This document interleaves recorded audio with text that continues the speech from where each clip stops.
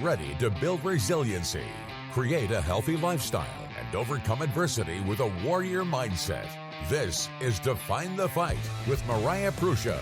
Hey, welcome this fine Monday morning. You know, it might be cold outside, like negative 20 without the wind chill, so, maybe negative 40, but it's hot in here. I mean, we brought the heat. I thought, on this Monday, let's make sure that we're just killing it this morning, and we are. We have Patrick Kirby, and you know what? I tell you what, with Patrick, he is the man with a master plan. He will bring an equal mix of fundraising expertise. He's a caffeinated enthusiasm. I mean, he is. He walks in and he just boom, there it is. And an unshakable belief that nonprofits deserve better than burnout and budget gaps. He is the founder of Do Good Better Consulting. Patrick has made it his life's mission to help nonprofits fundraise smarter, build stronger donor relationships, and actually enjoy asking for money. I can tell you what, from a nonprofit, it's a challenge. He is also the author of the Amazon bestseller, Fundraise Awesomer, a practical guide to staying sane while doing good. And his upcoming release, Fundraise Like a Fifth Grader, host of the official Do Good Better podcast, and loather of the phrase, we've always done it that way. Welcome to the show, big man. Well, thanks for having me.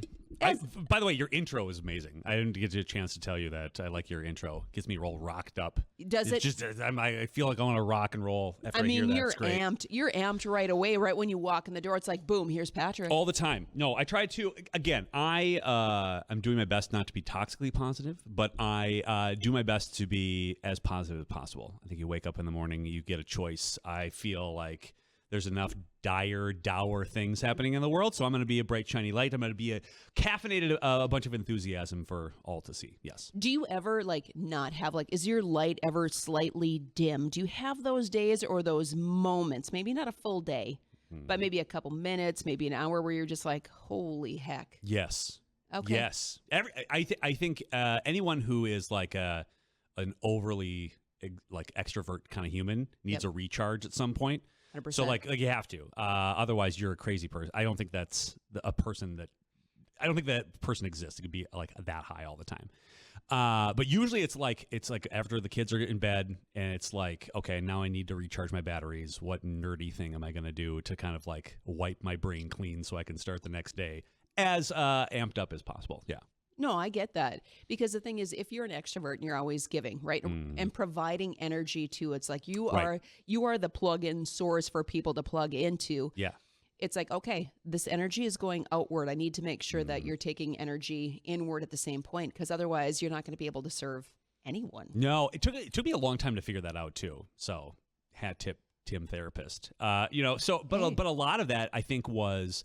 Because I get energy from other people as well, right? Yep. So you're the same way, right? You walk 100%. Into a room, you're instantly attracted to other high energy individuals, or you find someone who's not as high energy and you build them up, right? That amps you up and me at the same time. So I think we seek that out. But again, the more that you give out, and then maybe you're giving a little bit too much, and then you're just kind of go back and you're ugh, I'm not my best self today. I need to figure that kind of thing out. So yeah, no, I do. Usually it involves quiet time with video games. Okay, because I'm a 45-year-old man that still plays video games, or just reading something that has nothing to do with fundraising or work or anything like that. Yeah. Yep. Mm-hmm. We need to find that happy medium where it's not constant the same thing, where the brain is okay, I just need to reset. Yeah. Right. Whatever that is, whether it's video games or if it's writing, whatever it may or may not be. Yep. But, I want to thank you. I mean, I've met you clearly years and years ago. I shouldn't say years and years because, you're 45 and I'm older than you. So, but the reality is this. Now, coming into play with our nonprofit, Define the Fight, we had our first fundraising event back in, February 6th. Yeah. And then with Giving Hearts Day. Working with you now, I can understand the connection that you have and how you've helped amplify so many different nonprofits in the area because you get it. But you also have the passion behind it and the energy where it's hey, I've got you. Mm-hmm. And we need that. I had no idea until going into a nonprofit, all of the different moving pieces that are there behind the scenes. So, I personally want to thank you because going into our Farm, Flannel, and Family event, it's all right, writing different things down, so on and so forth. But it was like you were like the energy bomb where before we're setting up like the centerpieces, the table, everything like that. And it's like, okay, give the amp man the mic and just let him roll. And you are the amp man, I would say, for nonprofits. Oh, I appreciate you. Well, I mean, first of all, kudos on starting a nonprofit, because it's not easy. I think a lot of people will say, you know what, I got an idea. I'm going to start a nonprofit. And I will tell most people, like 9 out of 10 times, and I'll get probably asked once a week, like, hey, I'm thinking about starting a nonprofit. My answer will always be, oh, God, please don't. Like, because there's probably another organization that's doing very similar things that you can share your enthusiasm and ideas and checkbook and everything else to kind of help them amplify their own message, right? You don't need to start something new. And there's so many nonprofits already, we know that, that are doing the things the government and won't do, right? We're filling gaps. But usually there's somebody who is already doing that kind of thing. You, on the other hand, and with a case with a lot of organizations, are completely different and completely unique in the space. So when I find somebody who's doing that, I'm all in. And I think a lot of we think we know what we need to do. Like, I need to do 1 million social posts, and I need to do this, and I need to do all the things that have nothing to do with finding your right human beings, aligning yourself with people who just buy into either you or your mission or your enthusiasm.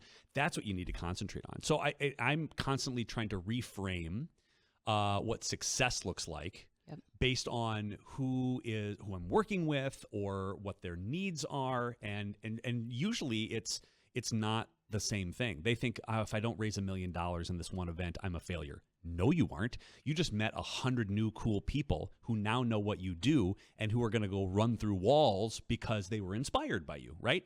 So there's not a person, and again, if you've ever met Mariah, you know this too, there's not a person who listens to her speak that does not want to run through a wall. It's true. You just have this personality that does it. So I'm surprised the roof didn't blow off with both of us having a microphone in hand, which is kind of fun. But it's so unique, and then you are you're so unbelievably passionate about it. And I had this conversation with somebody just earlier this morning about how I don't think I personally believe if you don't have a leadership team, or you don't have somebody as a head of an organization, business or nonprofit otherwise, that isn't passionate about what they're doing, it doesn't matter what your mission is. It doesn't matter how, what you're trying to accomplish. No one's going to care. Right. No one's going to care, because if you're not amped up, if you're not passionate about it, no one else has any reason to. Nobody's obligated to give you a penny or a moment of time or nobody. Honestly, nobody cares about your organization. Right. Until you make them care. Until you show that you're passionate about X, Y, and Z, and that's what makes this so fun to explore that, and then having that light bulb moment, that moment like you just go, oh, I get it. I'm going to take these 25 people. They're going to be my champions more than anything else, and we're going to run together, and we're going to make cool things happen. Well, and you're talking about connection, and we're really missing connection. So if people don't have some type of emotional draw towards it, they're like, well, I'm already burnt out. Why would I want to add something else to my plate? Right. So that people are looking for feels. They want to be part of a team, a positive team. Yes. Right. So it's like, okay, hey, I want to be all in on something, and I believe in this. But the thing is, like you said, if a leader doesn't believe in the mission, then what is the mission? Yeah. There really isn't one. Right. And again, that can seep into your board of directors. It can seep into your leadership team. It can seep into then it becomes, okay, now the individuals who are working with or volunteering with you kind of see it and you're like, ugh, I don't want this vibe at all. And I think fundraising and nonprofit work and just, I think doing good in general has to have some sort of vibe. I think they do. 100%. And it might sound a little woo-woo. There's a little woo-woo on the radio today, but I think you need a vibe, and people want to be attracted to something. With so many things that we're reliant on technology for, right? It's easy to send an email. It's really easy to send a text. It's really easy to just post something on Facebook and then forget about it afterwards. It's really easy to do that. I think people are absolutely craving for face-to-face, eyeball to eyeball, a hug over a coffee, and sort of sharing experiences like that too, regardless of whatever industry you're in. People are and that is becoming a lost art form. Yep. So nonprofits and organizations and businesses who are relying solely on this sort of technology or this digital asset without getting in front of people are really missing the boat, and they're missing the people who are the most excitable and who are searching for that exact same thing you're thinking about. They want to be moved. They want to be motivated. It reminds me of the great Les Brown. You got to be hungry, right? And people are hungry, right? More Les Brown impressions, please. That is what I need today. Well, it's like, they are hungry for connection, for conversation, to be enlightened, to be around people. They're like, yes, I feel you, man. I feel you. We were talking prior to, about nonprofits. Everybody finds their mission and their passion as they move through different chapters of their life. How did nonprofits and, the desire to move that direction happen for you? Sure. Well, professionally, I graduated college with a politics degree. Okay. But that they don't tell you this when you graduate with a politics degree, that's a one-way ticket to unemployment. Like, they just don't tell you that. Like, thanks, counselors. So my first gig after graduating was working at my old high school doing alumni and events and fundraising. So It was like right out of the gate. Like, they offered me a job. I'm like, I have no prospects. This sounds great. I'm going to do this, right? But I was kind of like tracing back history as I kind of just think about where and like how long I've been doing philanthropy work. In high school, we did because I went to Catholic schools my entire life, right? So we're constantly fundraising. So I remember homecoming doing a raffle, like a car raffle. Every year we do a raffle, and every year at homecoming we try to raise money for like student council and that kind of thing. I remember going to bat, and I said, "Hey, let's go bigger. Let's go home this one year. Let's go get a brand new red Mustang convertible, and we're going to go sell tickets at $100 a pop in the community. We're going to raise a ton of money." It was, you want to fight, you want to define the fight, go to your Catholic administrators, right, and go, I need you to put down $30,000 to buy a vehicle, and we're going to raffle off tickets, and we're going to make more money than we've ever made in our entire lives. And they're like, you're crazy. And I go, yep, I kind of, right. Everything kind of cinched up inside of them, like, ooh. Oh, but we did. They took the risk with me and the leadership team at the school, and we raised more money than ever. And I was like, okay, well, that makes sense. Track myself, prior to doing every fundraiser for baseball teams and that kind of thing. Go to high school as part of a fraternity that did a teeter-totter-a-thon. Okay. So we did a 72-hour teeter-totter-a-thon where we got a giant teeter-totter in the middle of campus and just had people rotate through, and you could pay to not teeter-totter, or you could fundraise per hour, and we did that for 3 days, raised a bunch of money, and gave it away to the community. And I was like, okay, I did that. Then I graduate. Then I do high school fundraising. And then my first big kid job was working at the Cystic Fibrosis Foundation, which is, if you've ever known about this god-awful disease, it's a genetic disease that affects the lungs and the pancreas, builds up mucus. It's really gross. And years and years and years ago, you wouldn't live till you were 13. Right. And I got a job working as a fundraiser there out of the Twin Cities. And that's, I think, where it all kind of made sense for me that I was part on a bigger mission, because I'm helping parents and kids who have an end date. Like they have an expiration date that is 13, 20, 25 years old. And I remember my first like big aha moment was when our CEO out of Bethesda, Maryland said, we need to raise a bunch of money. We think there is a group out of Boston that can genetically manipulate cell walls with a pill that can move water in and out of cell walls. We can, with a pill, instead of an injection, instead of this, it's a pill that you can take that will open up cell walls, and you'll essentially live with cystic fibrosis and not die. This was like way back in the day before any of this happened. And they kind of they called it venture philanthropy eventually, right? So we're going to go out and we're going to pay pharmaceutical companies to do research on our behalf because they were considered an orphan disease, right? So the government didn't think that they deserved federal funding for research because there were too few people that had cystic fibrosis. Wow. So you're telling me that life doesn't matter. That life doesn't matter, and you are telling parents that you are not justifiable. So what the parents do is said, heck no, we're going to go raise money on their behalf.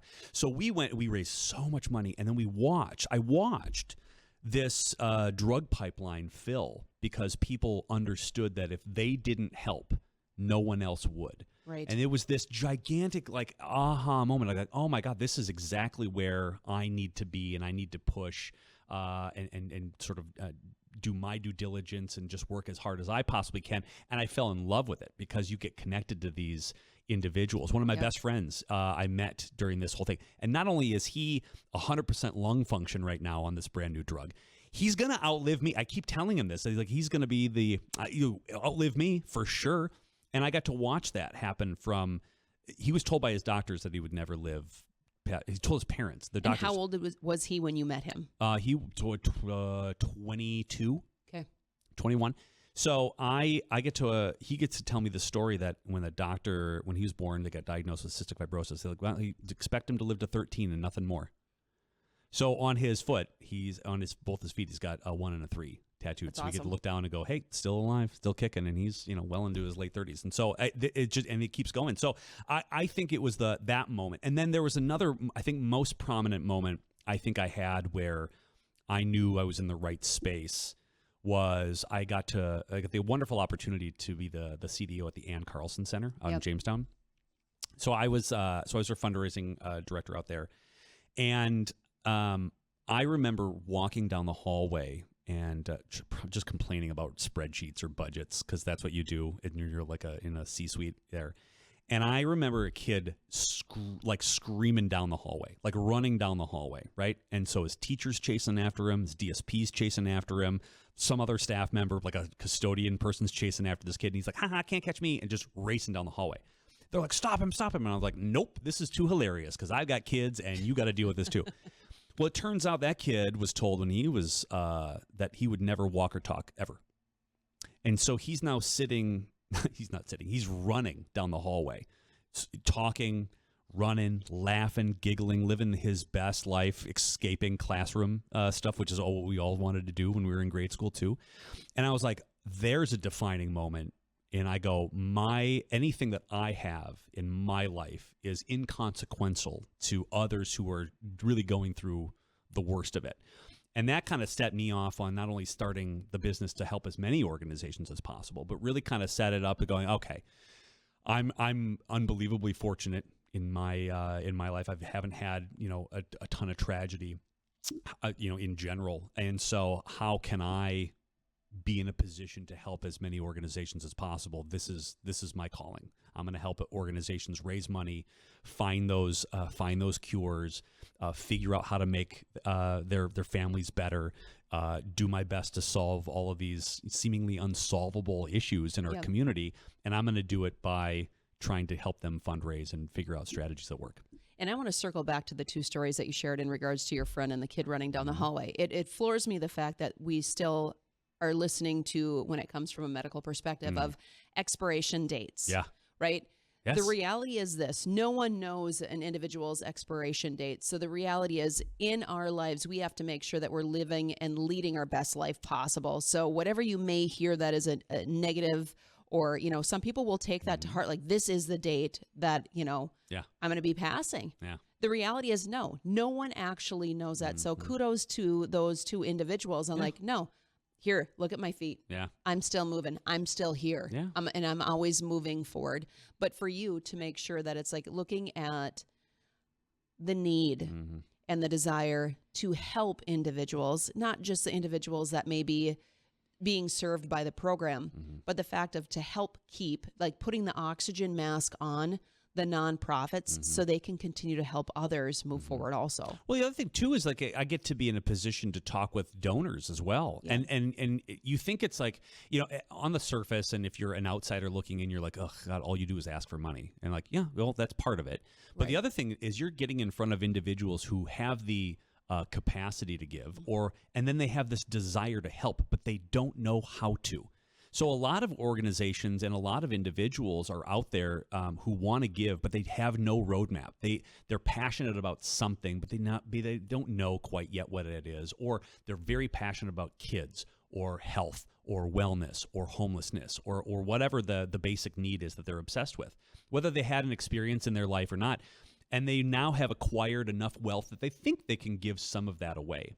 Your job as a fundraiser, your job as a nonprofit is to find those people and just go, I have an opportunity for you to help you invest in this to make not only you feel great, but the community that you're going to help feel great. It's a both sides of the issue thing. And I think a lot of people who look at nonprofits as just, God, it's just another person asking me for money. No. That's not even remotely what fundraising is.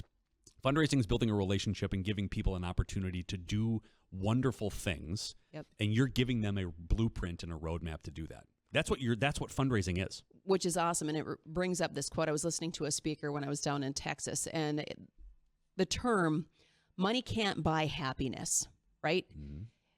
But then he comes back and said, but it can.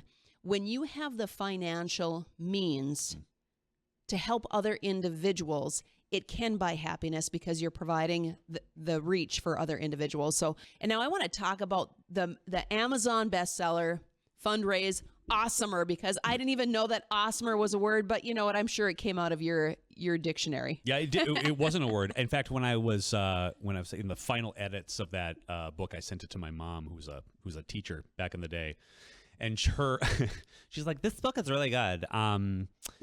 Do you know awesomer is not a word?" I'm like, I'm well aware. She's like, it's on their title. And I was like, it's marketing. And but one of my life goals, I think, is to get Webster to acknowledge that as an actual word. That's going to be one of my bucket list items. Like before I kick the bucket itself, awesomer will be in the dictionary. Pun intended. Yes. Pun intended. So let's talk about the book, because I know, like, again, it's a practical guide, but you know what? I want to know how long it took you to write a book, because I still have writing a book in my mind and parts of it like typed out. Yes.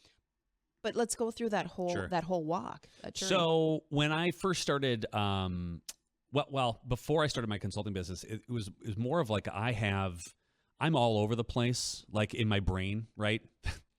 Weird. And I needed like a focal point. I'm like, how do I get a bunch of stuff done during the day that I can't get distracted, right? So I can't concentrate on things for like 4 hours straight. I need breaks and things to just kind of, occupy my brain space and not laser focus. And so a lot of that had to do with fundraising too. So I would get bored very easily doing the same routine over and over again. So whether it was making calls or having back-to-back meetings, I needed a break. So I sort of like, how do I do this? And then when I started Do Good Better, I was working with a client, and I was like, okay, I'm going to write all these things down in how I break out a time stamp throughout the week, just so that you can do, because every nonprofit leader has 10,000 hats they wear. They do 1.5 million things a week, and you can get a lot scatterbrained. And if you don't concentrate on fundraising at least a lot of the time, you can get really far behind, right? So I was like, okay, well, how can I tell them to do this in like 20-minute, 30-minute, 40-minute chunks per day? And just how do I organize everybody's brain? So I was working with a client, and I go, all right, I'm going to build you a calendar. And on Mondays, we're going to do planning. And on Tuesdays, we're going to do the things that we planned. On Wednesday, we're going to document all of the things that we learned. On Thursday, we're going to pause, and we're going to celebrate the wins that we had for the week. And then we are going to spend Friday doing gratitude and appreciation. And the CEO who I was working with at the organization said, you should probably like copyright this framework, because that could make a good book one day. And I was like, what? So I wrote it out. I said, so it's Mondays planning, Tuesdays doing, Wednesdays documenting, Thursdays celebrating, Fridays are for appreciating. And I said, okay, I'm going to send a manuscript of like a breakout keynote to the Minnesota Council of Nonprofits, their fundraising conference back in the day. And I go, if they pick it up, I will write a keynote for it. I just had like a framework of it. Yep. I sent it in about like 4 days later, like, this is awesome. We want you to come down and we want you to speak. And I go, crap, now I got to like write a keynote, right? So I wrote the whole keynote, and I go, okay, if this is successful, if this is popular, if people like review it well, I'll write a manuscript for a book. That's how I told myself this. So I didn't have anything other than a keynote. Went down there. It was like the highest rated breakout session of the entire conference, and I was like, oh crap, now I got to write a manuscript. That was my oh crap moment. So I spent 6 months just hacking through this framework, and I would spend a lot of time at the West Fargo Public Library in the corner. No distractions. It was a nice spot. I just sat there day after day, just carving out an hour or two, and I just write. Yep. And got some of the smartest human beings I knew around here to help edit and design the cover and kind of take some eyeballs on it.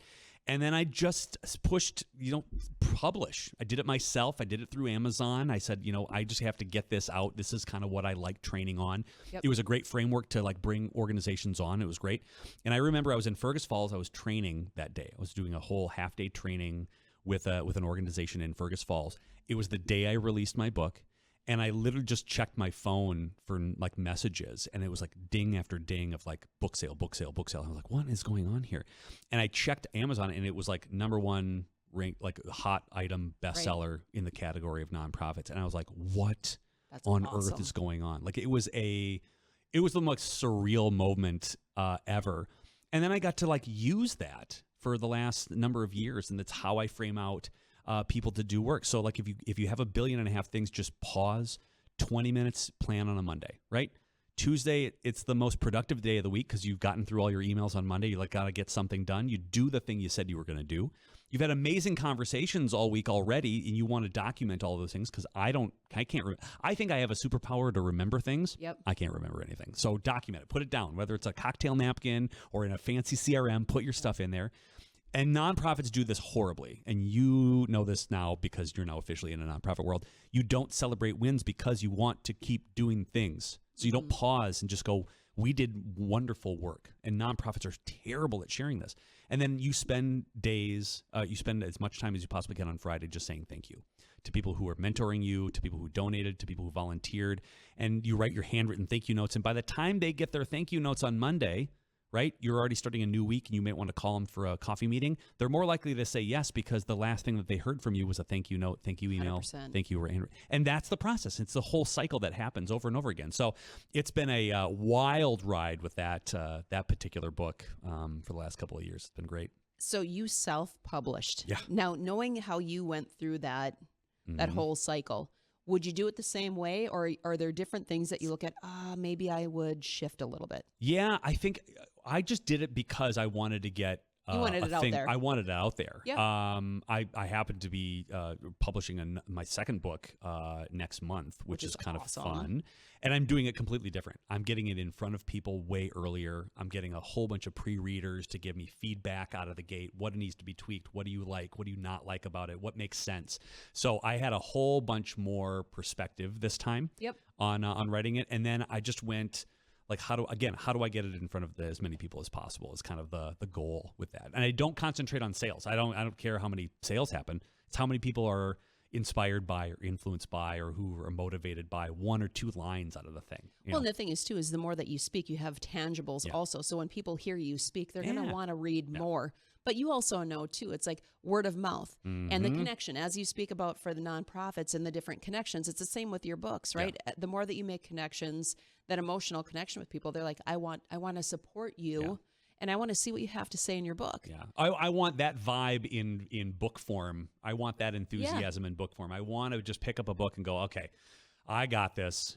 I think a lot of nonprofits, I say you got this all the time, but I mean it with the nonprofit realm is because I think they get down on themselves for not reaching a goal or not accomplishing what they wanted to out of an event or a fundraising appeal or a meeting that might have gone bad. And they can get really down on themselves. They're like, God, these people didn't like the things that I did. No, that's not necessarily, just the timing was off. Yep. And you still got it and you still matter. And I think people need reminders of that a lot. And I want to constantly be in front of them to say, you pushing forward means more than whatever the result was because you're going to get further down the road. You know this with your training, right? I mean, this is it's with everything, and people know this from sales, right? If you don't make a sale but you made a great connection, that's going to pay dividends down the road. If you don't hit your weight goal this week, it doesn't matter. You put in the work, and you might have had way too much salt, and so you're retaining water. It doesn't really matter what your weight is, kind of thing. You know that. Yes. It's what are you doing for that next step? Are you continuously doing that and pushing? And that's my goal with a lot of the work that I do with nonprofits, or I'll just pick up the phone and call somebody, is keep doing what you're doing. Your consistency is what is going to make you better than everybody else, not stopping and starting and kind of doing that all over again. So, well, in the affirmation is key, right? We all need a little affirmation, especially when we feel like we're in the thick of things or when we're in the weeds. And I'm gonna share these 3 Ps because I had 3 different Pats or Patricks really help along the way here. So, I didn't share this with you, but I had Pat Trainer. I had sent him a text prior to giving Hearts Day, so on and so forth. I was just like, hey, if you have time this week, I know you're crazy busy. I'd love to connect. I've got a question for you. In less than 60 seconds, he called me back. And it was like, that was the jump start.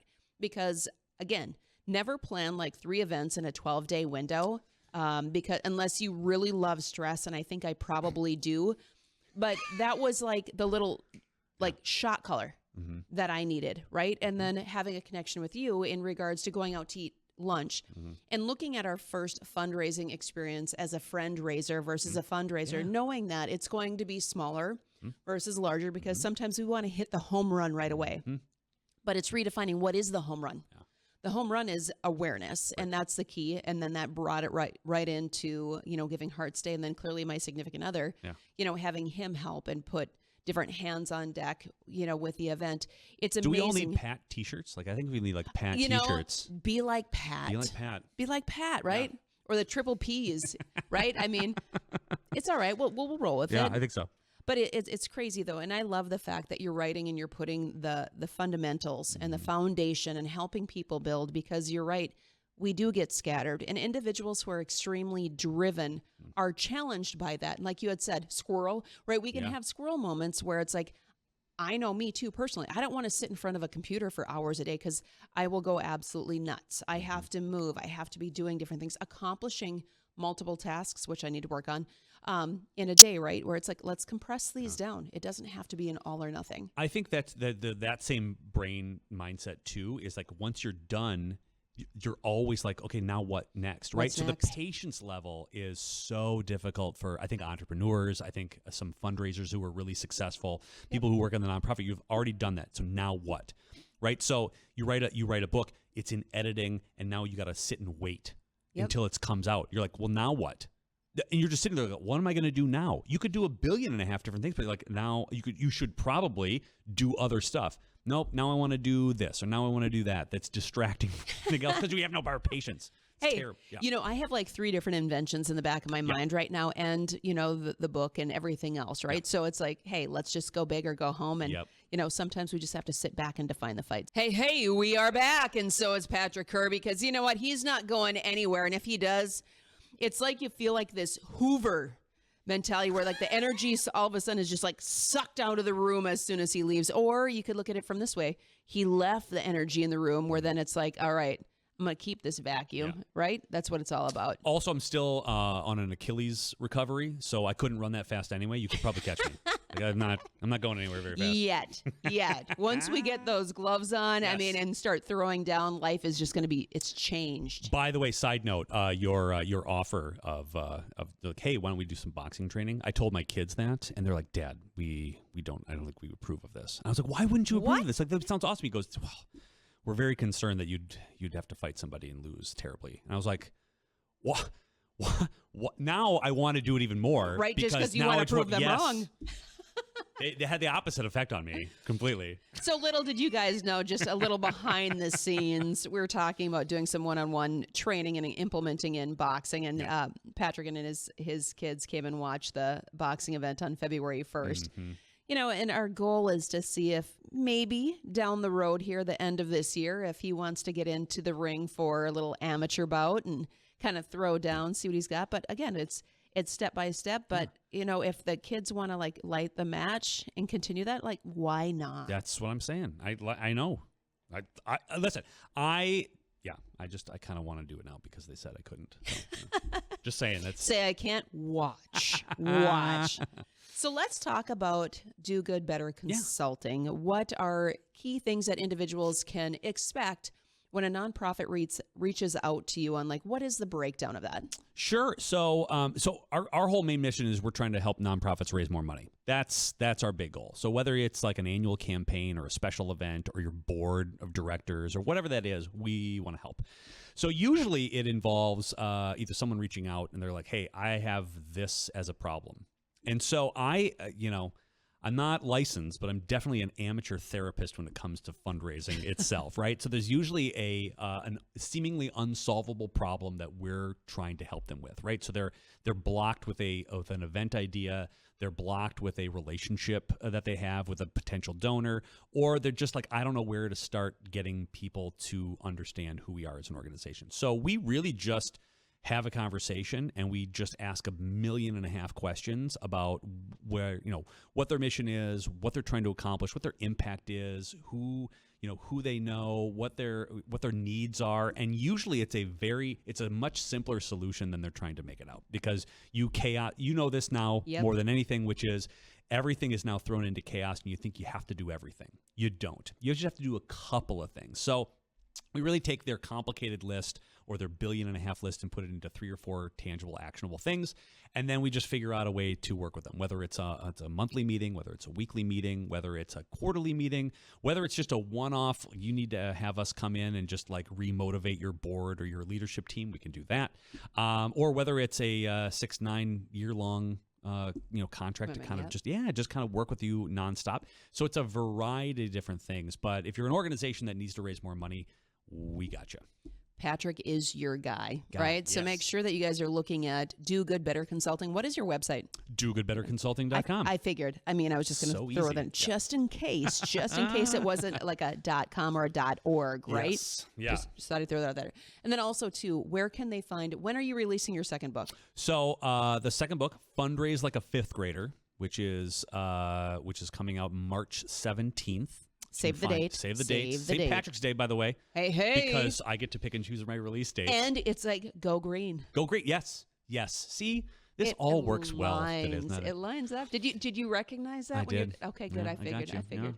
Yeah. So this book is, again, I think I'm good at 2 things. It's fundraising and being a dad. And so I take all these unbelievable traits that kids have that we've forgotten as being adults, because either someone told us we couldn't do that or we shouldn't do that, right? So being bold, being enthusiastic, being positive, being a team player, being honest, like all these things that we see kids do, we as adults don't, and how to apply a kid's mentality when it comes to fundraising and leadership.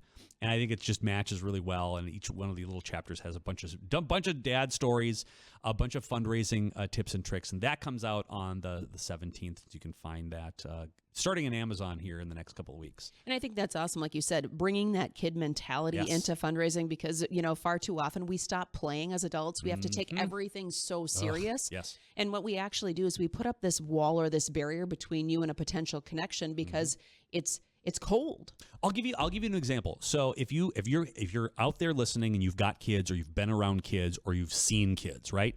They will go to a park and they will play with other kids, all with no prompting from you whatsoever. And they will come back and they'll go, can we stay here for another half hour? And you're like, yeah, why? He's like, my best friend over there.